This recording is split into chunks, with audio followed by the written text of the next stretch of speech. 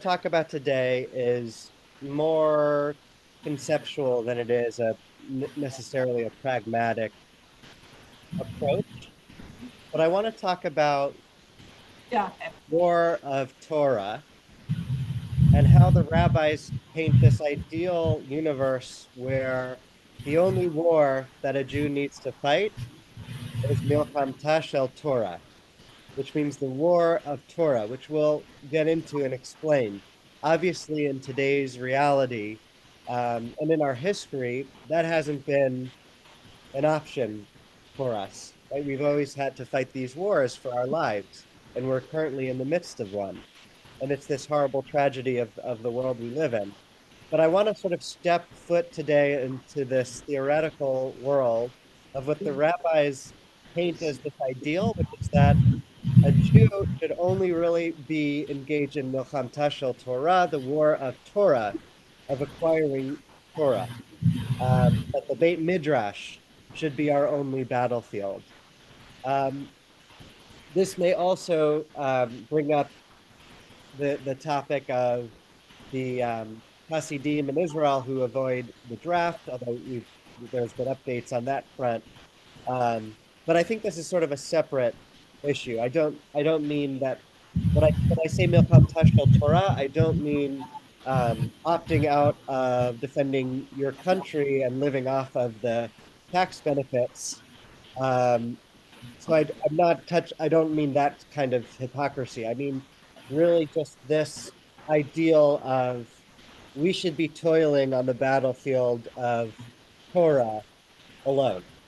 So that is the topic I want to talk about today. So the opening question I want to ask you is, have you ever experienced um, in your own course of Torah study that it was like a battlefield or like a war? In your own Torah study, bring up maybe Chavruta experience, Torah learning and partnership experience, that it's ever felt like a battlefield. I see David's hand. Oh, one of the opportunities I had for study was Talmud study with an Orthodox rabbi, Mhm. and the group of us consisted of people from all different streams. But when it sometimes seemed like it could be a battlefield was if somebody had a question that I'll call an outside the Orthodox box question. And one person in the class usually was the leader of these questions. Wasn't me for whatever it's worth.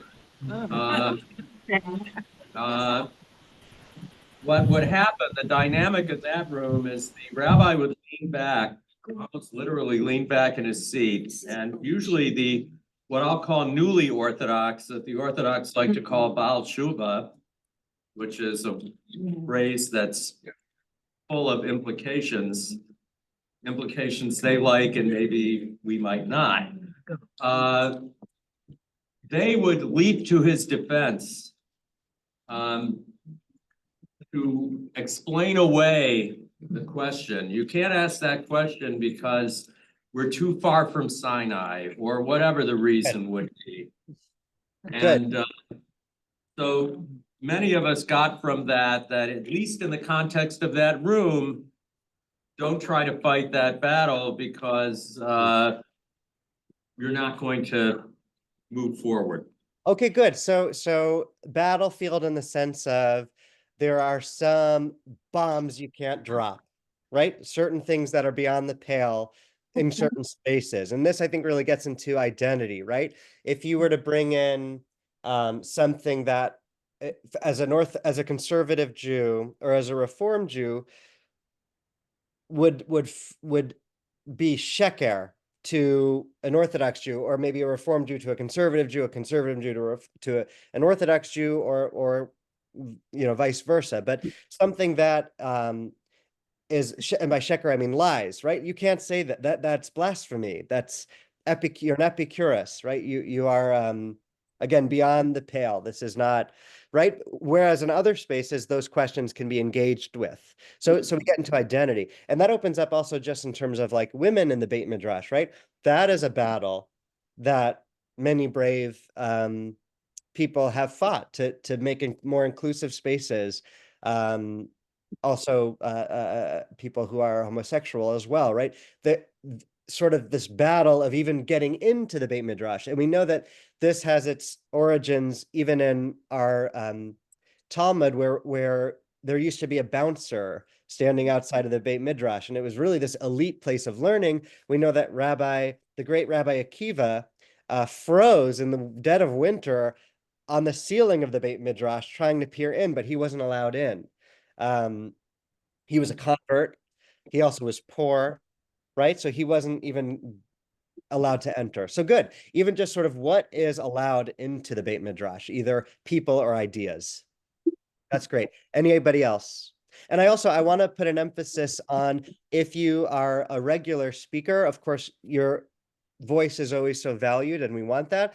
But I also know that there are people who I feel like don't speak in these lunch and learns, and I want to make sure that you feel empowered to take the floor, and that no few people are the only voices we hear. So I want to be intentional about that as well. Anybody else? Milchamta shel Torah, learning Torah as like a war. Nancy, I see your hand. So, I had to learn all the rules of being an Orthodox Jew for the sake of my son who became Orthodox. It felt like an uphill battle. So it was a question of whether or not I could actually manage all the things I needed to do. So that felt like a battle against all the rules. So you're saying that the tension of having a son who became Orthodox and the difference, the rift between you two, is that right? No. It was me trying to make my house as kosher as he needs for him and his friends to eat in it.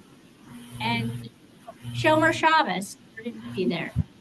So there was no rift. And just trying to learn at my advanced age to do something totally different. Got it. So even if it's something that you're lovingly and willingly doing, it's still an uphill battle. It's still a war of, okay, now I've got to, I thought this was kosher enough, but I guess I have to do tevela. I have to immerse the dish before. I didn't know how to do that, and then different materials absorb different. So I guess I need to get glass is easier or whatever. But all these things, right? And it's to a degree, it's wonderful that to do this and do the learning, right? And there could be a respectful exchange, but there's also a real tension in that where kashrut should be an excuse for Jews to eat together, and unfortunately, in so many ways, it's become an excuse for Jews not to eat together, right? I can't eat with you. We can't share the holiday together because your standards are not my standards. So that's a very painful part. And while it can be an opportunity to learn, it can also be a painful aspect of this war of Torah. Good, thank you, Nelson. I see your virtual. So I had the same kind of problem as an Orthodox son, and we had we had some serious battles until we asked him to double check on one issue with his rabbi, and he was told to honor his parents. Nice. Yes. Nice rabbi. Go ahead. Oh, nice rabbi, Helena says. Yeah, right. It's getting back to the essence of what's it all about instead of getting caught up in the weeds, right? Karen, I see your hand. When our daughter first got married, her husband, we had not kept kosher. We kept kosher style, you might say, but her husband to be wanted her to keep kosher. And the first year that they were having Thanksgiving at their house, I wanted to bring something. And so I went out and I bought a cloth to throw over my counter, a new knife, a new cutting board, and all kinds of things. And I said I would make a salad, and he would not let me bring it. And I thought, he's not even Orthodox. He is a Jew. And I was kind of angry about it. And over the years, I've had to get over that, and I don't try to bring anything to their house anymore. It's so hard, right? And I'm glad you can laugh about it. And I think a lot of us have similar stories, and it can be a source of real pain where on one hand you love that your children have taken on the tradition and that you've passed it down, right? Vishinantam levanecha. You've taught them to your children. But everybody takes it in their own way, and especially when it comes to different observances or different standards, and you can no longer share, or it becomes a great pain to share and figure out how to do that. It can be very difficult. I see a hand. It's a little blurry, so can you help me out? Bill. Oh, hi, Bill. That is where you normally sit, so that's easy. That's right. Hi, Bill. Hi. So we're making the assumption, of course, that this message was for the Jews, but you look at time and place of the rabbis, and they were speaking as much, we're in the diaspora, they're speaking as much to the political setting there, and I think assuring them that, hey, the Jews aren't going to rise up, we're not going to be combating you, our only focus is battling Torah, we're not looking to battle the Romans, we're not looking to battle so-and-so, and we've seen this time and time again, are placating our host, as it were, with Good. words like. Bill brings up a great point, and then we're going to dive into the text itself. But two things. Bill saying, one is it's a way to placate our host, right? If we're usually in exile, we want to let our whoever is our current political sovereign at the time know that we're not interested in rising up against you or rebelling. This is the only war that we're interested in. And to sort of go with that point, but from a different angle, there's also the idea of there's a sense of powerlessness without having Israel, without being our own free people in our own ancestral land. That's not even an option for us, right? We're just going to continue to sort of be at the mercy of these greater political powers that are battling it out. We don't even have the ability to engage in those wars. And so the only war that we can engage in and should engage in is that of acquiring Torah. So one other point I'll just give, because nobody brought it up, is that Chavruta study, often what's so wonderful about it, but also can be difficult, intense at times, is when you come at the text from different angles or you really disagree passionately about what it means. The rabbis use the language of mountains sort of grinding against each other. That's sort of what Torah study ought to look like. With sort of these mountains in a way sharpening one another, right? And that a good chavruta is not somebody who just yeses you and agrees all the time, but somebody who pushes back, and through that respectful give and take, Torah is acquired. But there's a degree of violent imagery in that as well, which is worth noting. So I'm going to share the source sheet now, and we'll dive in.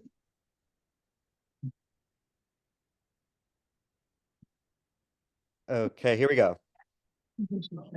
Our first, so again, I want to sort of give fair warning to people that we are in the midst of a devastating war, and we cannot rest until we get our hostages home.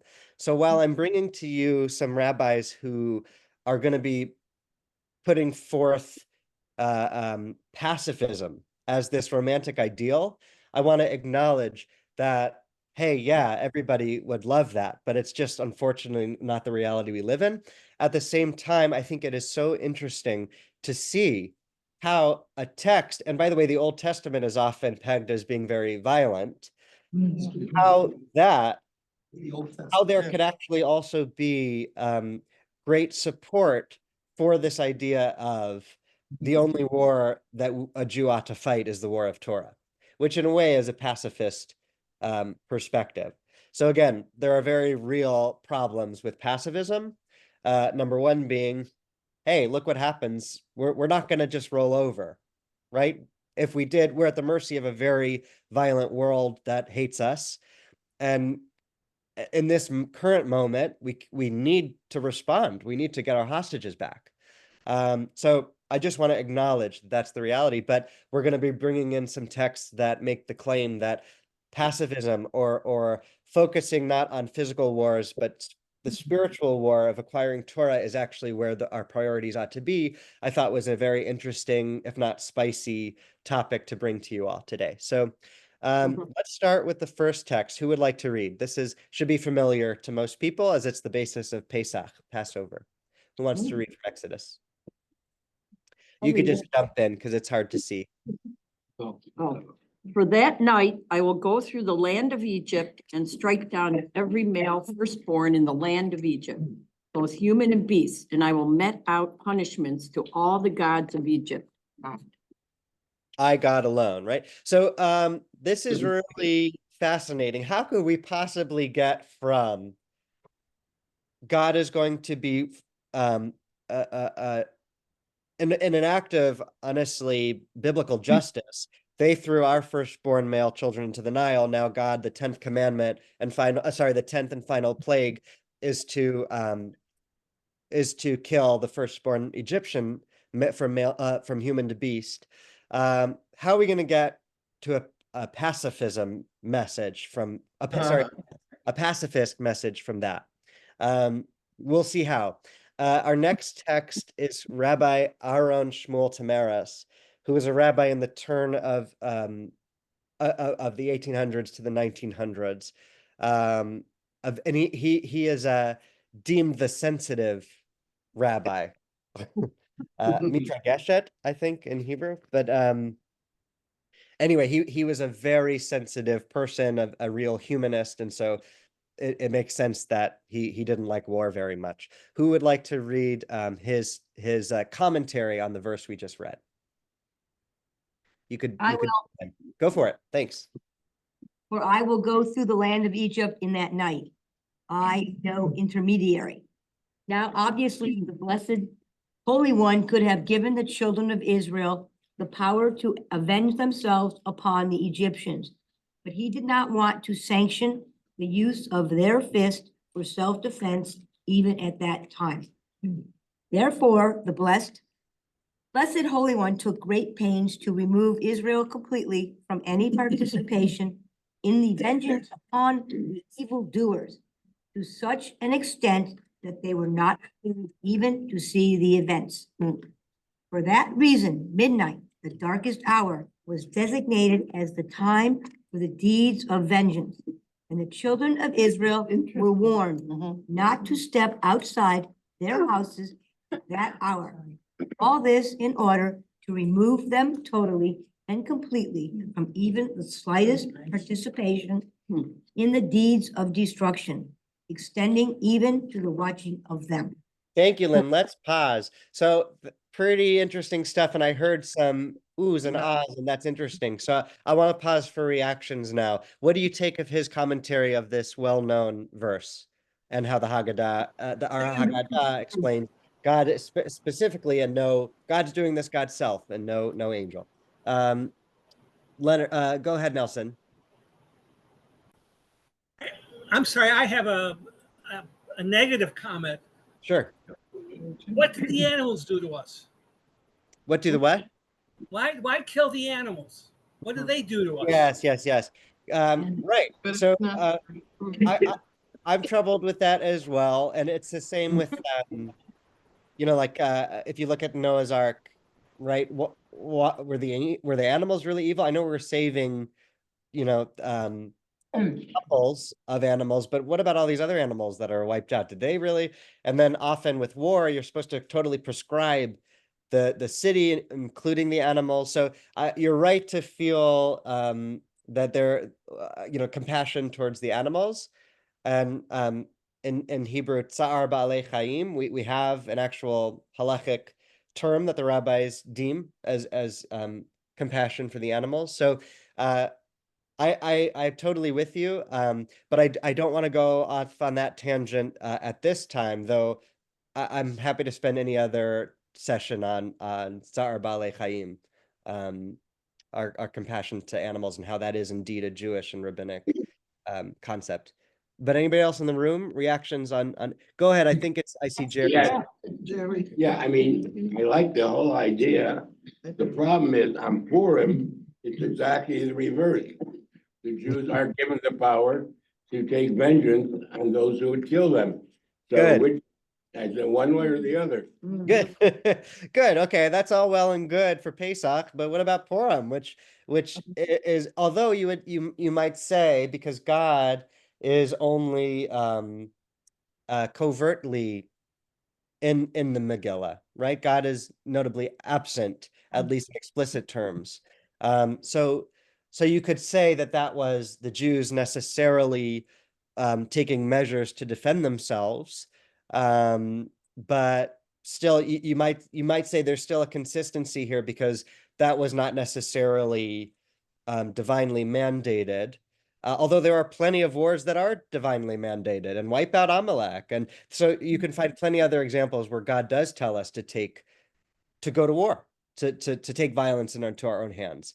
So that is a great critique of this. And I myself have had that same critique. And I've gotten answers in response to that critique from teachers and rabbis who say, well, this is the ideal, and that's what God intended for us in Egypt when we were coming out of Egypt. But when we worshiped the golden calf, God had to scrap God's ideal plans for us, and it sort of made us crash back down to the reality of being humans on earth, and then war became permitted for us.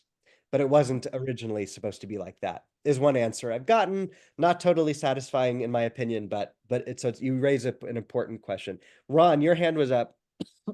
Forget it. Sheila's hand is up. He cannot. Wait, Ron, I saw your hand, Ron.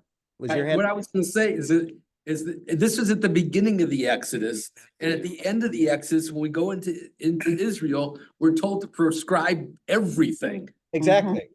I mean, so, but you already answered that. Okay, good, good.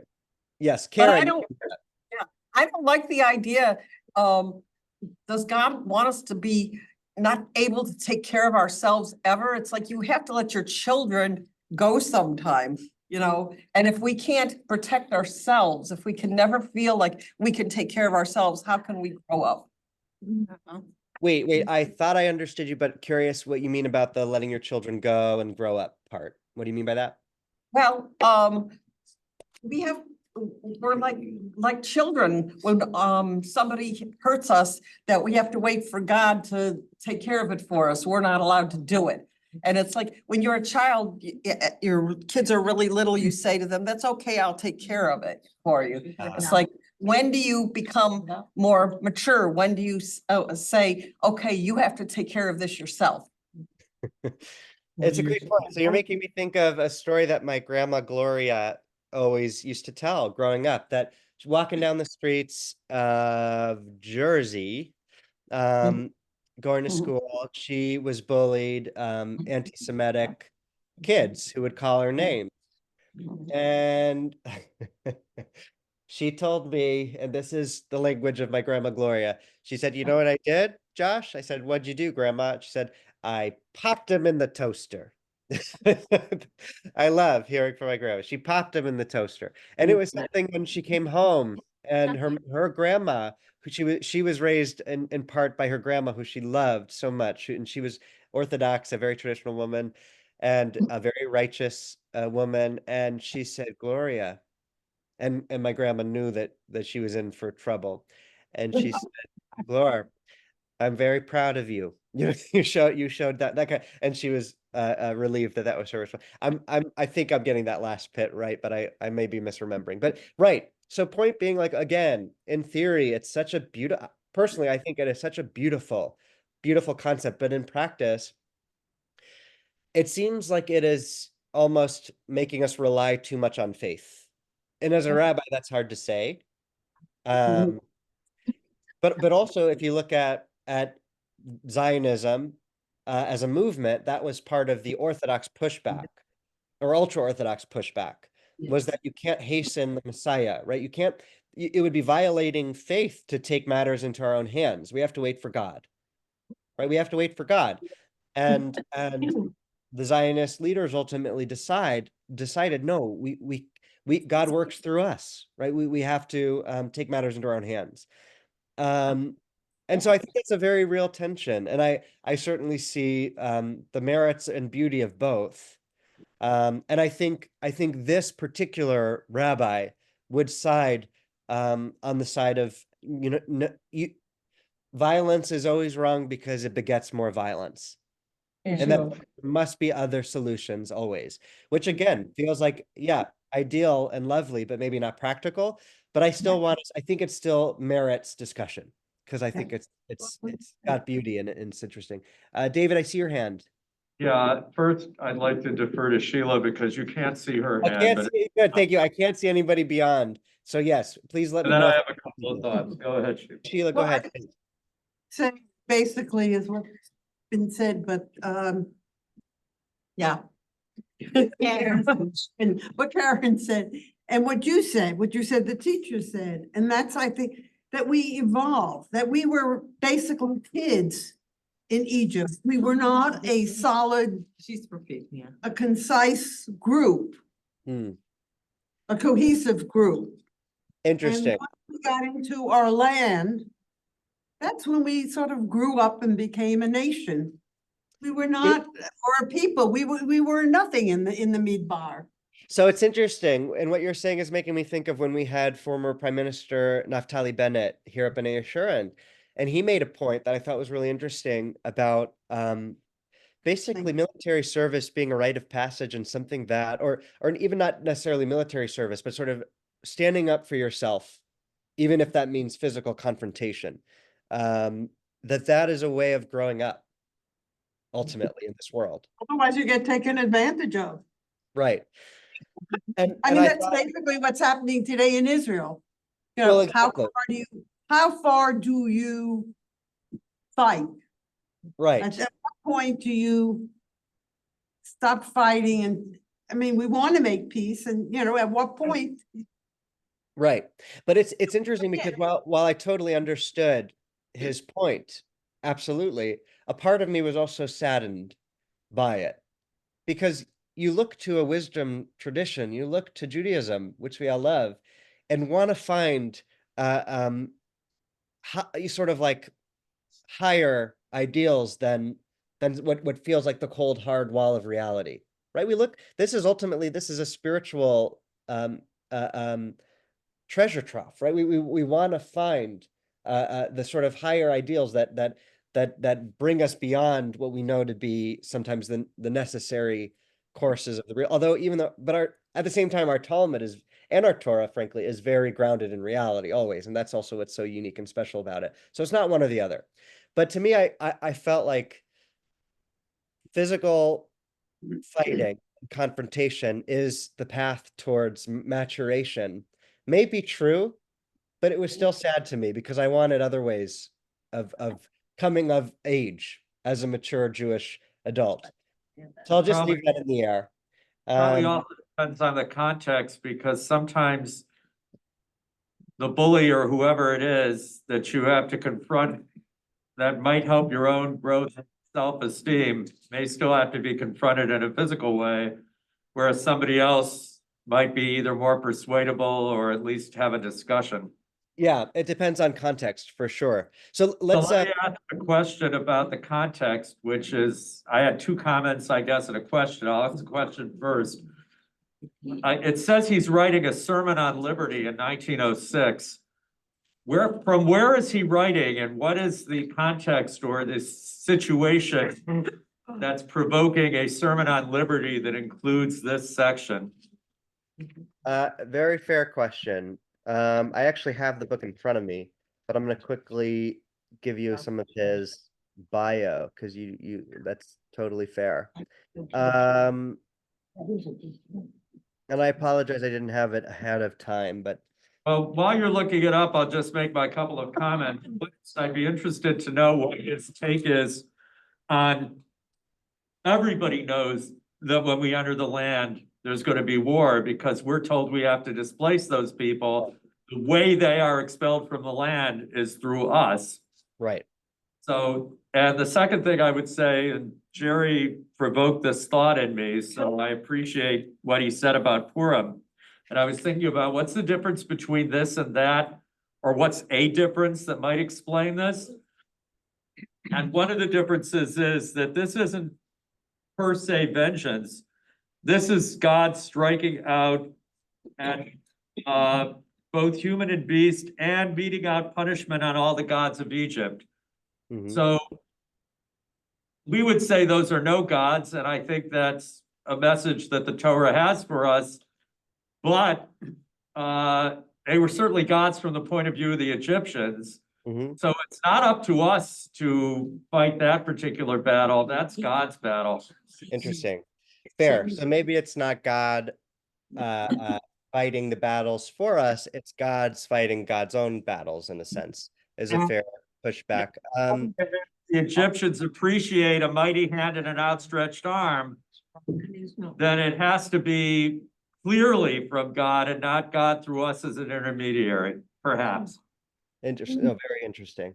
I think if it's okay, I'll give you more of his bio afterwards because it's kind of hard to dig up. But I also have his book if you're interested. I can lend it out. But born near Malch in the district of Grodno, born in 1869. But he was a Hasidic rabbi who had followers, and he would have given sermons, and this just happens to be one he titled a sermon on liberty. It's a excerpt of a wider sermon. Before you go on, there's two more comments in the room from people who haven't spoken. Nina and Great. Jack. Thank you. Yeah. Okay, I'll just say quickly, I had a revelation. Okay. That had never Would read. that be the Old Testament or the New? Only the old. Read the Hebrew Bible? That, this point of view of why we didn't take anything into our own hands. This is the revelation because of revelation. Of all the battles and in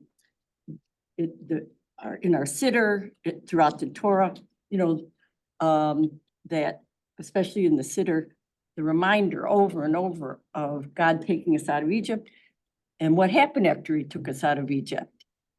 Sinai. So I'm wondering if this battle against Egypt was these signs over and over that God, for the Jews, to believe and have faith in God.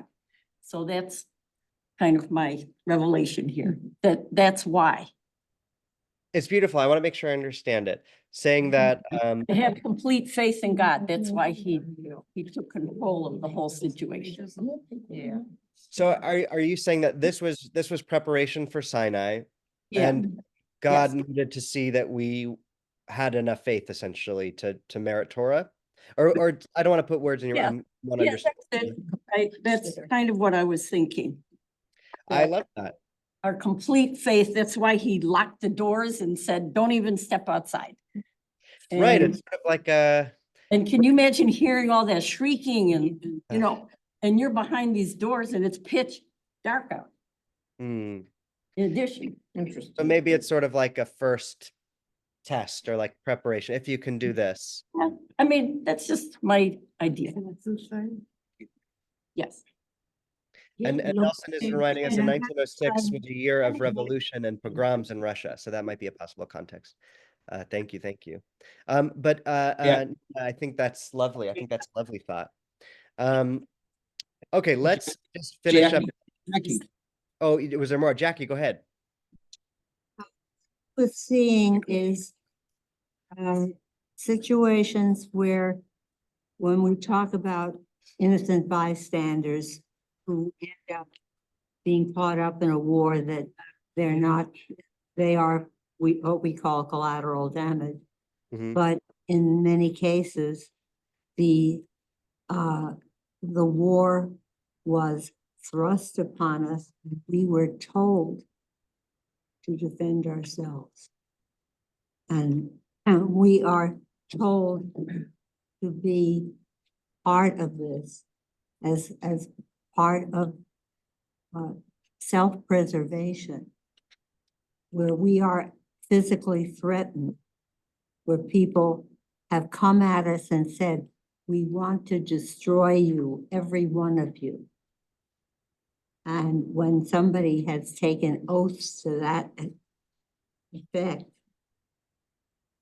we can't sit by and wait for God. It's like the fellow who sits on the roof. Right. Yes, and it sounds like you're talking about the current war. Yes, you're talking about right now. You're talking about Hamas. Other wars where we were physically threatened. Yes, The exactly. Romans wanted to destroy us. Right. And I think he is writing before the establishment of the modern state of Israel. So I think it's very hard to be able to say, hey, yeah, that sounds like a good course of action today, right? We are currently trying to defend the modern state of Israel from extinction, from its threats all around. And so it's hard to say at this But point. even in Purim, we were threatened with annihilation. Right. They wanted to kill all the Jews, and there were no exceptions. Right. So it sort of feels like it's just not a viable option to say we have to find other solutions, right? Sometimes it really seems that defending ourselves, taking to arms is truly the only solution. So thank you for raising that. And again, it is what makes these sentiments so difficult to actually enact. And yet I find it fascinating that it's still a part of our tradition and worth talking about. I see a couple hands, and then there's more text, so I do want to get back to the text. Bob and Helena. So, I kind of disagree with the whole concept. And that there is never been a time that there has been peace on earth. So that war and conflict is the natural state, even without humans. Yeah. But with humans, for sure, there has never been peace on earth. And it doesn't look like there will ever be that time. So that the idea that this is an ideal situation, maybe after Mashiach comes, but until that time, I just don't, it just doesn't happen. Fair. It's a concept, but not a reality. Fair. Thank you. Thank you. Helena, go ahead. And then we're going to go back to the text. Two things. First of all, the guy that wrote it, I forgot his name. He was in the 1800s. That was all the time. And in Poland, Yes. there were a lot of pogroms against Jews. They would come, remember Tuvia the Milchedike? Tuvia Choleb?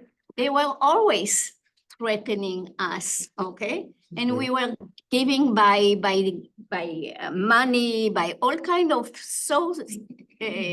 routes, trying to get to be in a peaceful coexistence. Mm-hmm. That changed after in the 1900s, after the Russian Revolution and people running away from there and coming by foot. And not only from there, from Syria, from all kind of places coming to Palestine. I know for a fact that some people from in the 1500s, from the Spanish Inquisition, they came by boat from Spain to Turkey, and from Turkey they made, or by foot, and then from Turkey they made their way to Palestine, to Israel. They took their thing to their hand instead of waiting, like going to the slaughters. And a lot of people were accusing the Jews that they were in the concentration camps. They were just going peacefully to the slaughters, knowing that they are being killed. Right. But that's not exactly the right way. Remember Ghetto War, so there were all kind of uprising and the resistance in a lot of places. What the Germans did, and they did it very smartly, they first put us in the ghetto. So the ghetto killed half of the people already and put them in a lower position of fighting because they were starved. They had all kind of diseases. So they were weakened. And then they put them to extermination. Oh, I know. Okay, Right. that's all I wanted to Thank you. say. Yeah. So it's written, הבא להרגך, השכם להרגו. Do you want to translate that for everyone? So he who comes to kill you, it's written, you are supposed to go and kill him first. Right. And it depends if it's daytime or nighttime, right? The person who enters your house in the middle of the day, if you kill them, actually the blood guilt is on you because you assume that since it was broad daylight, they didn't have the intention to kill you, just to steal, say. But if it's at night and they break into your house and you kill them, there is no blood guilt on you because presumably they were there to kill you. They're a rodef. They're pursuing you to kill you. But what I hear mostly, Helena, and your point is that, hey, maybe it's okay to romanticize this notion of pacifism and this like rising above physical violence as a recourse, but there is nothing romantic about being the victim, is what I hear you say. There's nothing romantic about rolling over. And that's our history is not just one of being sheep to the slaughter, but of rising up and defending ourselves. And that frankly is more romantic and desirable than rolling over. So I think that's a very important point. Let's continue, please. We're gonna by the way, but let's give Tamaris his due as a rabbi in our tradition, and hear just this final point here. I'm going to read it as he continues with this commentary. None of you shall go outside the door of your house until morning, that there be not in your midst the plague of the destroyer, right? Which pshat simply means basically don't open the door because God, the angel of death is passing over the homes. And if you open your door, if you set foot, then it might enter in to destroy your home, right? That's why you have the blood on the doorposts. So don't do that, right? But here's how he takes it, which means your abstention from any participation in the vengeance upon Egypt will prevent the plague of vengeance from stirring the power of the destroyer, which is in you yourselves. So he's saying it's not about if you open the door to take part in the vengeance that's being enacted upon Egypt, you're letting in the angel of destruction into your house. He's not saying it's literally that. He's saying that in each and every one of us, and this goes to Bob's point, as human beings, since the dawn of time, we are possessed of violence, almost hardwired into us. But if we feed it, right? If we feed it, then we are giving ourselves over to the destroyer that's in ourselves. So he's saying that participation in violence only sort of begets more violence, and sort of like toxic air that we all share and breathe, the more you pump out into it, the more it's then ingested into you. So that sort of closes out his perspective, which we have sort of explored both the merits and the shortcomings and problems of it as well. So thank you everybody for all of your important insights onto him. But let's move on to our Talmud now, and I want to specifically get to this Milchamta shel Torah. So okay, I understand that maybe there's some perspective here that says leave ultimate violence to God, even though again we've pushed back on that notion. But here at least that only God should be able to step in when we are desperate and defeat our enemies, but ultimately God does not want us to learn or enact violence ourselves, at least ideally. Instead, then what should we do? Let's learn. Who wants to read? This is from Tractate Kiddushin. I will. Abaya heard that Rav Aha bar Yaakov was coming.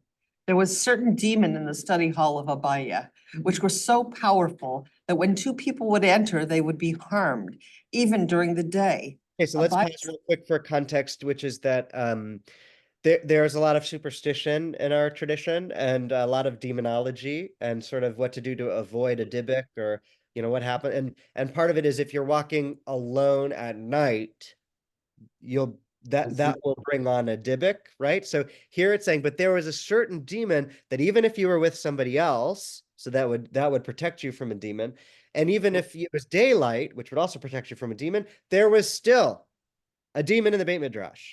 Okay, keep going.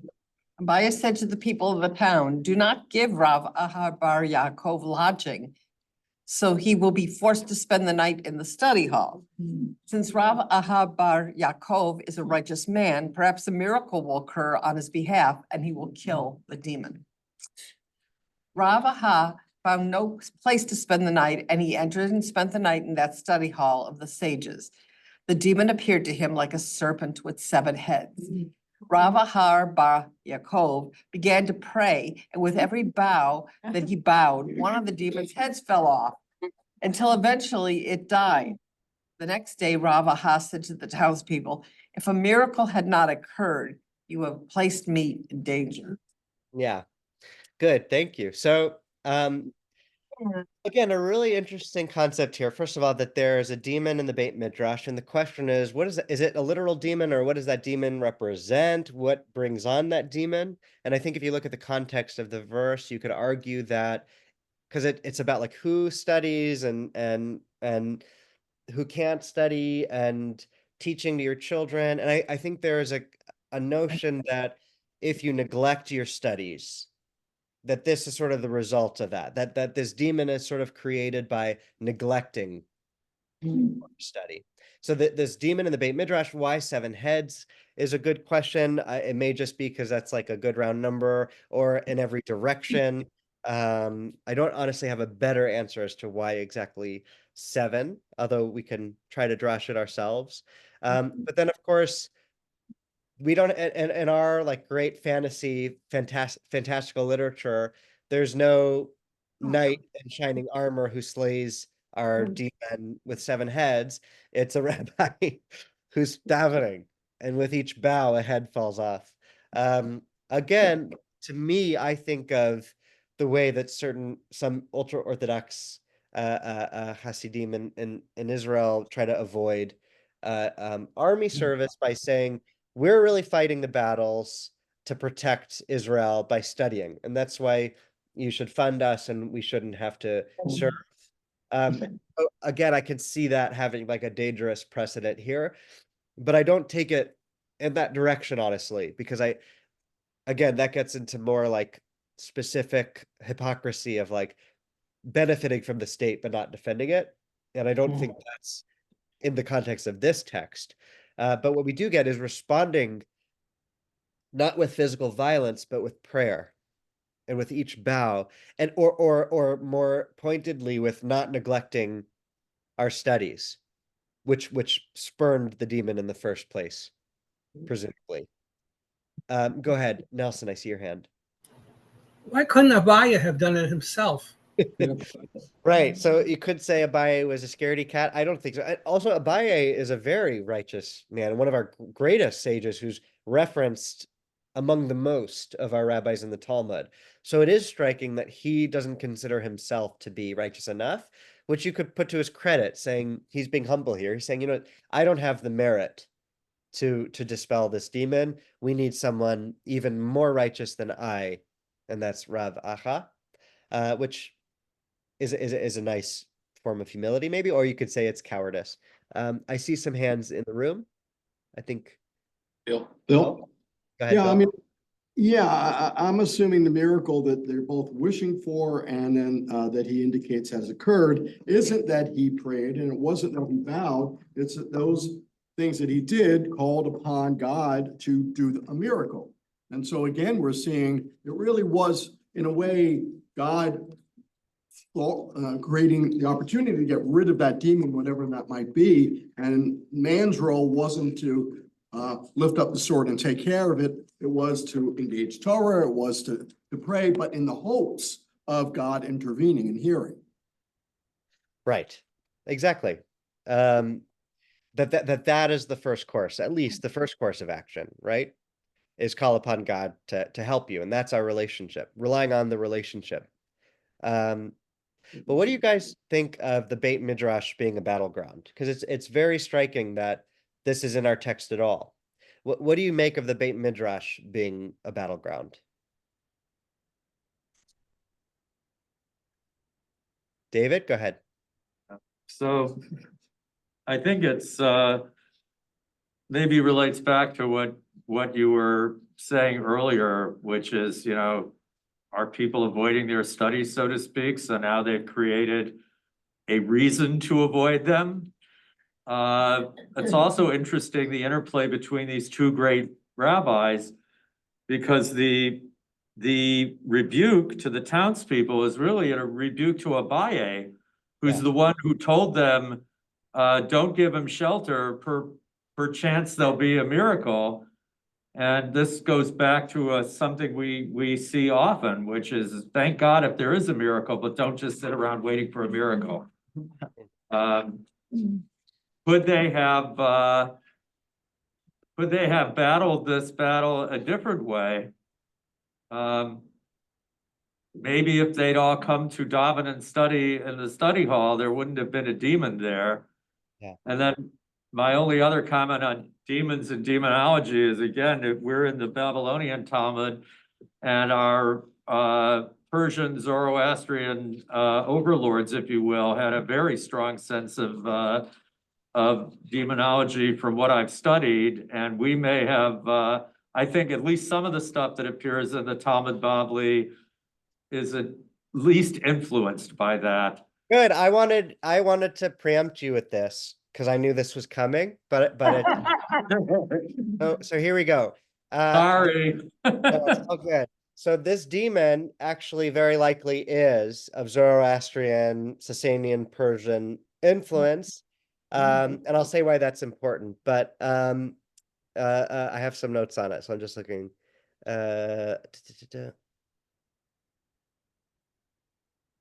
But okay, that actually is sufficient enough to say that, yeah, this demon probably was influenced from Zoroastrianism and the surrounding Sasanian Persian influence, but that gives us context to why the Beit Midrash is a battleground in a different way, which is that if we neglect our studies, we might fall prey to assimilation, right? That this demon, which is symbolic or representative of the surrounding cultures, could overtake us or gets a foothold if we neglect our studies, which represents our identity, who we are as Jews, right? So the Beit Midrash, what you guys take time out of your day every Thursday to do when you come here and so many other ways throughout your week in all the ways you engage with B'nai Yeshurun and Torah study in your own lives is, in a sense, fending off. You're being a soldier of God in Milchamta Shel Torah, in the war of Torah, by warding off the demon that is sort of this threat of losing our Jewish identity and being overcome by the surrounding cultures. That's not to say that surrounding cultures and cultural influence is always a negative monster to be warded off. But if we embrace it at the expense of our own Jewish learning and studies, then perhaps it's not going so far as to say that the demon wins, right? This monster. But by bowing, by having a great rabbi come, that's what dispels the demon, because we're returning to our studies. We're saying that one who prioritizes studies can ward off that demon, which is, the influence of surrounding nations, which can be overwhelming. Jerry, and then let's get to one other text, and we'll conclude a couple minutes late, and I apologize. Go ahead. To me, the way this played out, they idolatry. Yeah. That is the same reaction in terms of whether or not Jews go towards idolatry or towards the one God concept. The audio cut out. I only got the end, but you were talking about idolatry. Yeah, the concept of the demon reminds me of the demon being idolatry. That's what's being fought against. Yeah, absolutely, right? Absolutely. Okay, final text and then a poem to end. But this is from Bavli. It'll give us one final understanding of what kind of violence is the ideal, at least in this strain of rabbinic thought. Who wants to read? Shabbat 88a.